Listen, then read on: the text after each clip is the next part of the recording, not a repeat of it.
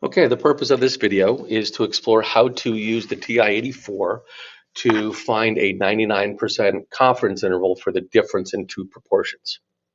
So for this example, we're looking at snow days again, and we've surveyed 83 parents of students in Wethersfield, and they were asked whether they thought that having a full remote day of instruction instead of a traditional snow day was a good idea.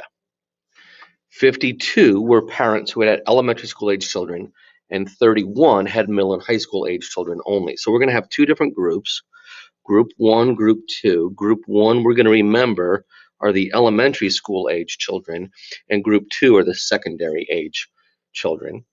Okay. Of the 52 parents, so we had 52 parents of elementary school age children, 18 of them responded in favor of full day remote instruction instead of a traditional snow day. Of the 31, so we have 31 parents, n equals 31, 31 parents of secondary age children were surveyed, and of them only 10 responded in favor of full day remote instruction. So what we want to find is a 99% confidence interval for the difference in the proportion.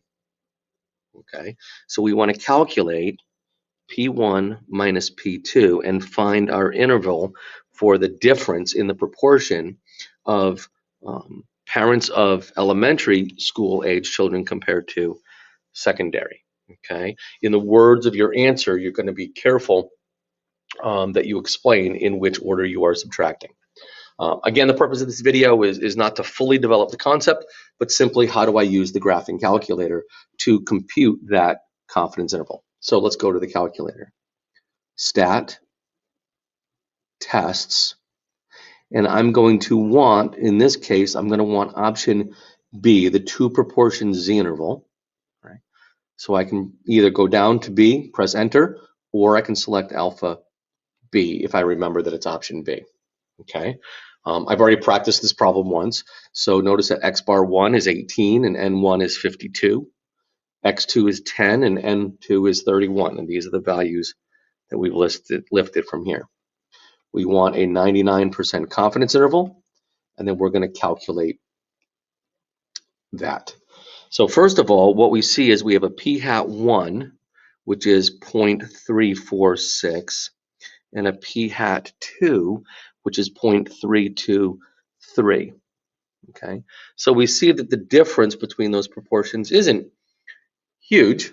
Okay, but now what is the difference in the proportion is going to be somewhere between negative 0.252 and 0.299.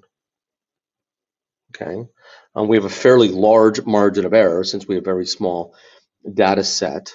Okay, but this means that the proportion of elementary parents of elementary school children compared to the proportion of secondary parents of secondary age children, somewhere between 25.2% less or fewer to 29.9% more of elementary school age parents of elementary school age children would prefer the full day remote instruction as compared to traditional snow day.